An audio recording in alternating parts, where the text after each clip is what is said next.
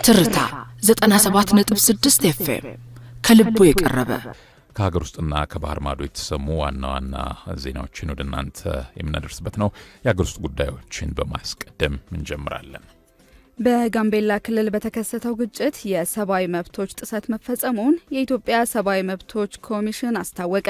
በጋምቤላ ክልል በተለያዩ አካባቢዎች የተፈጠረውን ግጭትና የጸጥታ መደፍረስ ተከትሎ የሰዎች ሕይወት መጥፋቱንና የሰብአዊ መብቶች ጥሰት እየደረሰ መሆኑን የኢትዮጵያ ሰብአዊ መብቶች ኮሚሽን አስታወቀ።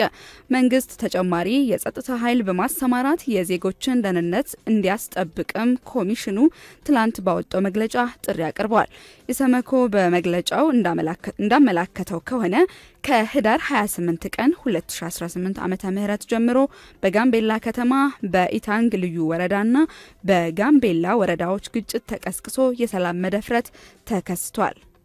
ለግጭቱ መነሻ የሆነው የጋምቤላ ከተማ ፖሊስ ጽሕፈት ቤት አዛዥ የነበሩት ዋና ኢንስፔክተር ኡመድ ኡጁሉ መገደል መሆኑን የጠቀሰው ኮሚሽኑ ከዚያ በኋላ በተለያዩ አካባቢዎች በተካሄደ የተኩስ ልውውጥ የሰዎች ሕይወት መጥፋቱንና የአካል ጉዳት መድረሱን አረጋግጫለሁ ብለዋል።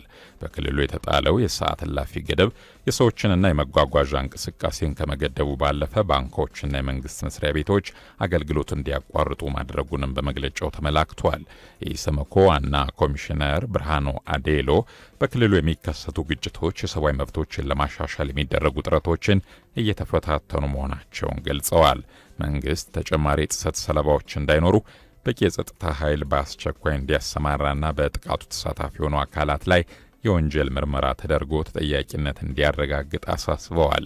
የሀገር ሽማግሌዎችና የሃይማኖት መሪዎችን ያሳተፈ የእርቅና የውይይት መድረክ እንዲመቻች እንዲሁም ጉዳት ለደረሰባቸው ወገኖችም ሕክምናና ተገቢው ካሳ እንዲሰጥ ጠይቀዋል።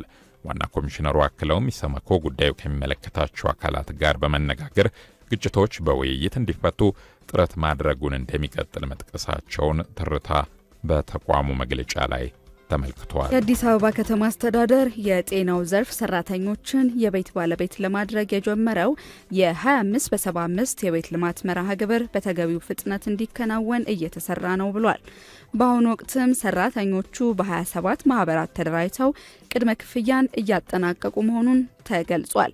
የከተማ አስተዳደሩ የጤና ባለሙያዎችና ሰራተኞች ያለባቸውን የቤት ችግር ለመቅረፍ በልዩ ሁኔታ የቀረጸው የ25 በ75 የቤት ልማት መርሃ ግብር ወደ ተግባር መግባቱን ቢሮው አስታውሷል። በዚህ መርሃ ግብር መሰረት ሰራተኞቹ የቤቱን ግንባታ ወጪ 25 በመቶ አስቀድመው የሚቆጥቡ ሲሆን ቀሪው 75 በመቶ ደግሞ በባንክ ብድር የሚሸፈን ይሆናል። የአዲስ አበባ ጤና ቢሮ ኃላፊ ዶክተር ዮሐንስ ጫላ እንደገለጹት በሆስፒታሎች በጤና ጣቢያዎችና በቢሮ መዋቅር የሚገኙ ሰራተኞች በማህበር ተደራጅተው ተጠቃሚ እንዲሆኑ በትኩረት እየተሰራ ነው። ኃላፊው አክለውም ለቤት ልማቱ የተመዘገቡ ሰራተኞች የ25 በመቶ ቅድመ ክፍያዎችን በአፋጣኝ በማጠናቀቅ መሬት ተረክበው ወደ ግንባታ መግባት እንዳለባቸው አሳስበዋል። የቢሮ አማካሪ ብርቱካን አህመድ በበኩላቸው የማደራጀት ስራው መጠናቀቁንና አሁን ላይ ትኩረት የሚሻው ክፍያዎችን በፍጥነት ፈጽሞ ወደ ስራ መግባት እንደሆነ ገልጸዋል። እስካሁን ባለው መረጃም በሁሉም ክፍለ ከተሞች የሚገኙ የጤና ዘርፍ ሰራተኞች በ27 ማህበራት ተደራጅተው ክፍያ በመፈጸም ላይ ይገኛሉ ተብሏል። የተቋማቱ አመራሮችም ማህበራቱ በእኩል ፍጥነት እንዲራመዱና የገጠሟቸውን መሰናክሎች በመቅረብ ረገድ ድጋፍ እንዲያደርጉ ጥሪ ቀርቧል። ዲጂታል ኢትዮጵያ 2030 ስትራቴጂ በትላንትናው ዕለት በይፋ ተጀምሯል። ስትራቴጂው በፈረንጆቹ 2030 የሀገሪቱን የዲጂታል ዘርፍ ገቢ 12 በመቶ ለማድረስና 5000 አዳዲስ ስታርታፖችን ወደ ስራ ለማስገባት ያለመ መሆኑ ተገልጿል። ጠቅላይ ሚኒስትር ዶክተር አብይ አህመድ በይፋ ያስጀመሩት ይህን ስትራቴጂ አስመልክቶ ባስተላለፉት መልእክት የቀደመው ዲጂታል ኢትዮጵያ 2025 ስትራቴጂ ሙሉ በሙሉ በሚባል ደረጃ የታለመለትን ግብ አሳክቶ መጠናቀቁን ገልጸዋል። አዲሱ የ2030 ስትራቴጂ ቁልፍ ትኩረቱን የዲጂታል ተደራሽነትን ማስፋት፣ ለዜጎች እኩል ዕድል መፍጠርና በዜጎችና በተቋማት መካከል መተማመንን ማጎልበት ላይ ማድረጉንም አመልክተዋል። በተለይም የህዝብ ዲጂታል መሰረተ ልማትን በማስፋት ቴክኖሎጂው ሰው ተኮር ሆኖ የዜጎችን ኑሮ እንዲያሻሽል በትኩረት እንደሚሰራ ተገልጿል። በመርሃ ግብር ላይ ማብራሪያ የሰጡት የኢኖቬሽንና ቴክኖሎጂ ሚኒስትር ዴኤታ ሙሉቀን ቀሬ ስታርታፖችና የዲጂታል ክህሎት ልማት ለስትራቴጂው መሳካት ወሳኝ መሆናቸውን ጠቁመዋል። እስከ 2030 ድረስ ከተቀመጡ ግቦች መካከልም 70 በመቶ የሚሆነው የሀገሪቱ ሕዝብ የዲጂታል እውቀት እንዲኖረው ማድረግ፣ 80 በመቶ የመንግስት ሰራተኞችን የዲጂታል ክህሎት ባለቤት ማድረግ፣ 10 ሚሊዮን ዜጎችን በዲጂታል ዘርፍ ማሰልጠን፣ 5000 አዳዲስ ስታርታፖችን ወደ ስራ ማስገባትና በዘርፉ ለ1 ሚሊዮን ዜጎች የስራ እድል መፍጠር የሚሉት ዋና ዋናዎቹ ናቸው ብለዋል። በተጨማሪም የዲጂታል ዘርፉ ለሀገር ውስጥ አጠቃላይ ምርት ጂዲፒ የሚያበረክተው የገቢ ድርሻ 12 በመቶ እንዲደርስ ታቅዶ እየተሰራ መሆኑም ተመላክቷል። ይህ ስትራቴጂ የመንግስት ቢሮክራሲን በማቅለል ዜጎች ቀልጣፋ አገልግሎት እንዲያገኙ የሚያስችል መሆኑም ተገልጿል። ያለደረሰኝ ሽያጭ ሲያካሂዱ የተገኙ 15 የጎማ ነጋዴዎች በቁጥጥር ስር ዋሉ። በአዲስ አበባ ከተማ በተሽከርካሪ ጎማ ንግድ ዘርፍ በተሰማሩ ነጋዴዎች ላይ በተካሄደ ድንገተኛ የቁጥጥር ኦፕሬሽን ያለደረሰኝ ሽያጭ ሲፈጽሙ የተገኙ 15 ግለሰቦች በቁጥጥር ስር መዋላቸውን የከተማዋ ገቢዎች ቢሮ አስታውቋል። ቢሮው ትናንት ባወጣው መግለጫ እንዳመላከተው እርምጃው የተወሰደው ለረጅም ቀናት ጥናት ሲደረግባቸው በቆዩ 11 የንግድ ድርጅቶች ላይ ነው። ግለሰቦቹ የመንግስትን ግብር ለመሰወር በማሰብ ግብይቶቹን ያለደረሰኝ ሲያከናውኑ እጅ ከፈንጅ መያዛቸው ተገልጸዋል። መርካቶን ጨምሮ በ12 የተመረጡ የጎማ መሸጫ አካባቢዎች ላይ ኦፕሬሽኑ መከናወኑ ተጠቅሷል። በቁጥጥር ስር የዋሉት ከፍተኛና መካከለኛ ነጋዴዎች በአሁኑ ወቅት በፖሊስ ተይዘው ምርመራ እየተካሄደባቸው ነው ተብሏል። በቀጣይም የግብር ሕግን በመጣስና የመንግስትን ጥቅም በማሳጣት ወንጀል ተጠያቂ በመሆን ለፍርድ እንደሚቀርቡ ቢሮ አረጋግጧል። የገቢዎች ቢሮ አክሎም ይህ ድንገተኛ የቁጥጥር ስራ በሌሎች የንግድ ዘርፎችም ተጠናክሮ እንደሚቀጥል በመጥቀስ የንግዱ ማህበረሰብ ማንኛውንም ግብይት በደረሰኝ ብቻ እንዲፈጽም አሳስቧል። ህብረተሰቡ መሰል ህገወጥ ድርጊቶችን ሲመለከት በ7075 ነጻ የስልክ መስመር ጥቆማ እንዲሰጥ ጥሪ አቅርቧል። ቢሮ በታክስ አስተዳደር አዋጅ ቁጥር 983/2008 በተሰጠው ስልጣን መሰረት በከተማ የሚፈጸሙ ህገወጥ የንግድ እንቅስቃሴዎችን የመቆጣጠር ስራውን አጠናክሮ እንደሚቀጥል የአዲስ አበባ ገቢዎች ቢሮ አስታውቋል። ከውጭ ምንጮች ወዳገኘናቸው ዘገባዎች ስናልፍ በቅድሚያም ከአፍሪካ የሳህል ቀጠና ሀገራት ጥምር የጦር ኃይል በይፋ አስመረቁ። በማሊ ባማኮ በተካሄደው የምረቃ ስነ ስርዓት ተገኝተው መልእክት ያስተላለፉት የማሊ ፕሬዝዳንት አሲሞ ጎይታ ጥምር የጦር ኃይሉ ዘርፈ ብዙ ስጋቶችን ለመቅረፍ ትልቅ ሚና እንዳለው ገልጸዋል። የኒጀር የማሊና የቡርኪና ፋሶ የጦር ኃይሎችን በጋራ ያቀናጀው ጥምር ጦሩ በብርጋዴር ጀነራል ዳውድ ትራኦሬ መሪነት ስራ መጀመሩ ተገልጿል።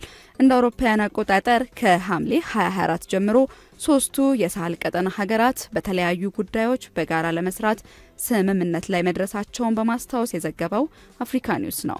አሜሪካ የቬንዙዌላን መርከብ መማረኳ ተሰማ። ላለፉት ጥቂት ሳምንታት በሁለቱ ሀገራት መካከል ውጥረት መንገሱን ያወሳው የአልጀዚራ ዘገባ በሳምንቱ መጨረሻ ቀናትም ይህንኑ ውጥረት የሚያከር መረጃ መሰማቱን አስነብበዋል።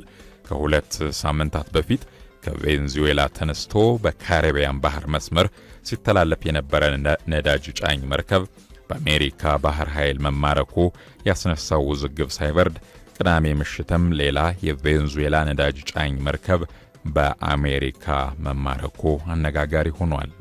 የፕሬዝዳንት ትራምፕ ከፍተኛ ባለስልጣኗ ክሪስቲ ሮም በኤክስ የወል ትስስር ገጻቸው በተንቀሳቃሽ ምስል አጅበው ባስተላለፉት መልእክት አታመልጡንም፣ አድነን እንይዛችኋለን ማለታቸውን አልጀዚራ ጠቅሷል።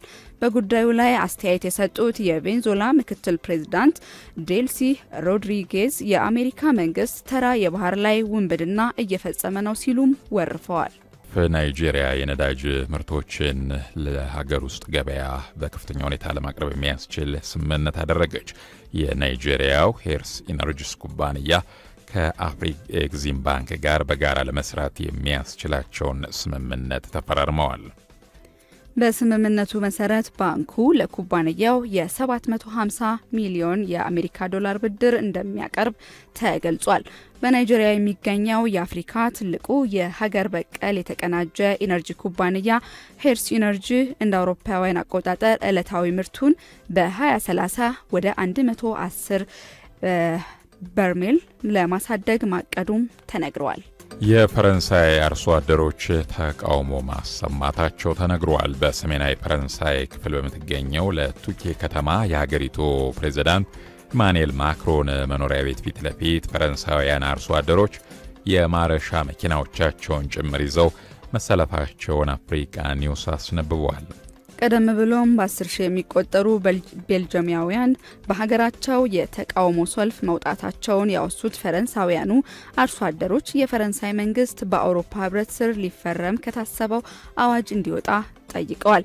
የአውሮፓ ህብረት ከደቡብ አሜሪካ ሀገራት ጥምረት ጋር የነጻ ገበያ ትስስር ለመፍጠር መደራደሩን ተከትሎ የአውሮፓ አርሶ አደሮች በመጤ ምርቶች እንዳንወረር ያሰጋናል በሚል ድምጻቸውን አሰምተዋል። ይህን ሰዓት አጋር በመሆን አብረውን ቆይታ የሚያደርጉ ተቋማት አሉ። ከራይድ ጋር ወደፊት የሚለው ራይድ ትራንስፖርት የዚህ ሰዓት አጋራችን ነው። ድንገት ወደ 8294 ደውለው ወይም በራይድ አፕ ተጠቅመው ደህንነቱ ተጠብቆ በምቾት ተንፈላሰው ጉዳዩን በስኬት አጠናቀው አረፍ ሲሉ የቤት የመኪና የዱባይ ደርሶ መልስ ትኬት ከነሙሉ ወጪዎት ጋር እንዲሁም በርካታ የራይድ ነጻ ጉዞዎችን ጨምሮ የዘመናዊ ስልኮች ባለዕድል ሆነው ወደ ቤቶ ይገባሉ ይሎታል ራይድ ትራንስፖርት። በርካቶች በራይድ ተጉዞ ባለዕድል ሆነዋል። እድሎን አሁንም ይሞክሩ። በ8294 ደውለው ራይድ ብቻ ሳይሆን እድልም ይጠራሉ የሚሉት ራይድ ትራንስፖርት ይህን ሰዓት አጋር በመሆን አብሮን ቆይታ ያደርጋል። ሌላኛው አጋራችን እናት ባንክ ነው። ትምህርት ቤቶች ዘርፈ ብዙ አገልግሎቶችን በአንድ ላይ የሚያገኙበትን እናት መላ ወይም ዩኒካሽ የተሰኘ የትምህርት ቤት የክፍያ ስርዓት ይዞላችሁ መጥቷል። በዚህም የክፍያ ስርዓት አብረውን እየሰሩ የሚገኙ ትምህርት ቤቶች ሁሉ ስራቸውን በቀላሉ በማከናወን ስኬታማ እንዲሆኑ አስችሏቸዋል ይላቸዋል እናት ባንክ። እናት መላ የክፍያ ስርዓትን ሲጠቀሙ የትምህርት ክፍያን በቀላሉ ለመፈጸም፣ ተማሪዎችን ለመመዝገብ፣ የተማሪዎችን መረጃ ለማስተዳደር፣ ከተማሪ ወላጆች ጋር ያለውን ግንኙነት ለማጠናከር፣ የፋይናንስ ሪፖርት ለማዘጋጀት እንዲሁም የጉዞና የመጽሐፍ ግዢ ክፍያዎችን ለመክፈል የሚያስችል ዘመናዊ ምርጥ አሰራር ነው። ሌላው ደግሞ በእናት አሁን ተችሏል የሚላችሁ እናት ባንክ የአየር ትኬቶን በእናት ባንክ በኩል ማግኘት ይችላሉ ይላችኋል እናት ባንክ። የዚህ ሰዓት አጋራችን ስለሆነ እጅግ እናመሰግናለን። ትርታ 97.6 ኤፍኤም ከልቡ የቀረበ